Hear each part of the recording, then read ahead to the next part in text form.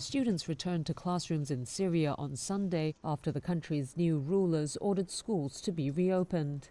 It's a potent sign of some normalcy a week after rebels swept into the capital in the dramatic overthrow of President Bashar al-Assad.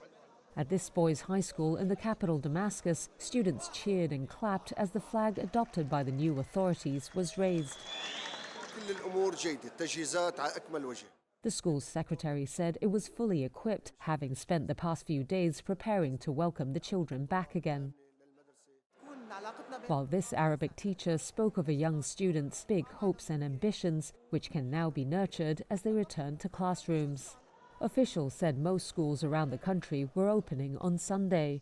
That's the first day of the working week in most Arab countries, though some parents didn't send their children to class, worried about the uncertainty over the situation.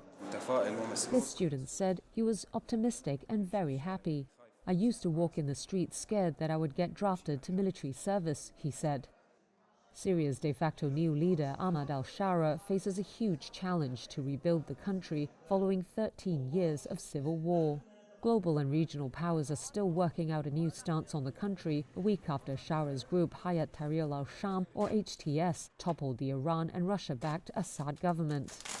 HTS is designated a terrorist organization by many governments. On Saturday, top diplomats from the United States, Turkey, the European Union, and Arab nations met in Jordan to discuss the issue. The group agreed on a joint statement calling for a representative government that respects minority rights. It also affirmed support for Syria's territorial integrity and sovereignty. That comment appeared to be aimed at Israel, which has moved into Syria beyond a previously agreed buffer zone since Assad fell.